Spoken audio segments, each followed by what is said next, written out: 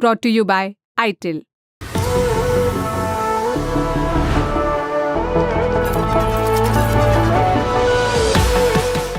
सड़कों में गड्ढे हैं, गड्ढों पे गाड़ी है, गाड़ी में लोग हैं, लोग गाड़ी में बैठकर गड्ढों से गुज़रते हैं तो झटके लगते हैं। कभी कभी इन झटकों की तीव्रता ज़्यादा भी होती है और जब तीव्रता ज़्यादा होती है तो लोग गिर सकते हैं, गिरते हैं तो हादसे भी होते हैं। ऐसा ही एक हादसा हुआ इंदौर के रहने वाले रवि गौड़ के साथ, लेकिन उनके साथ इससे कुछ ज़्यादा ही हो गया। आज तक से जुड़े धर्मेंद्र कुमार शर्मा के इनपुट के मुताबिक 14 सितंबर को रवि अपनी पत्नी शानू और बेटे जियांश को लेकर अपनी गाड़ी से कहीं जा रहे थे। ट्रैफिक डाइवर्जन की वजह से वो शहर के एमआईजी इलाके स्थित बीआरटीएस से गुजरे। यहाँ सड़क पर एक गड्ढा था जिसके झटके से उनकी गाड़ी बुरी तरह डिसबैलेंस हुई और तीनों गिर गए।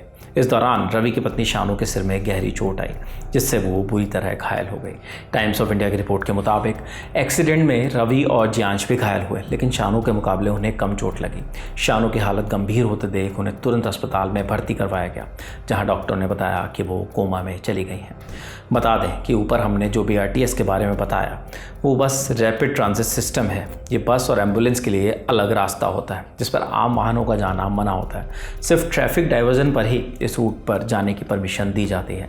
मामला सामने आने के बाद पुलिस ने 14 सितंबर की रात रवि गौड़ के खिलाफ ये मुकदमा दर्ज करवा दिया। पुलिस ने उनके खिलाफ अपने साथ दूसरों की जान को खतरे में डालने और लापरवाही से गाड़ी चलाने पर लगने वाली आईपीसी की धारा 125 और 281 के तहत मामला दर्ज कर लिया। इसे लेकर additional superintendent of police Rajesh Dandotiya ने मीडिया से भी बात की है। उन्होंने जांच का हवाला देते हुए बताया कि हादसे के वक्त रवि काफ़ी तेज़ रफ्तार में गाड़ी चला रहा था, जिस वजह से ये हादसा हुआ। थाना एमआईजी में एक घटना हुई थी जिसमें पति पत्नी और बच्चे एक बाइक से आ रहे थे। तो चूंकि गड्ढे काफ़ी थे तो गड्ढे की वजह से वो बाइक गिर पड़ी, जिसमें कि बच्चे को तो चोट नहीं आई, ना ही पति को चोट आई, लेकिन पत्नी को चोट आई और पत्नी कोमा में चली गई।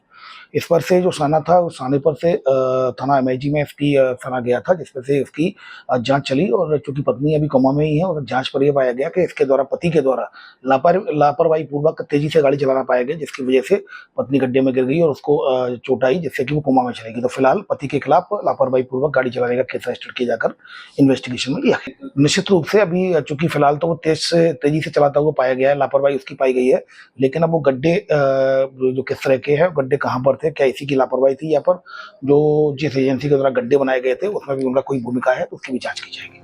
डेक्कन हेराल्ड की रिपोर्ट के मुताबिक मामले पर इंदौर के डिप्टी कमिश्नर ऑफ पुलिस अभिनय विश्वकर्मा ने कहा है कि हम म्यूनिसिपल कॉर्पोरेशन को पत्र लिख पता करेंगे कि रोड के मेंटेनेंस के लिए कौन लोग जिम्मेदार हैं।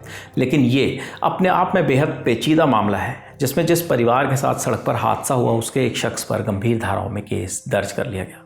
आपका इस घटना पर क्या कहना है, हमें कमेंट बॉक्स में ज़रूर बताएं।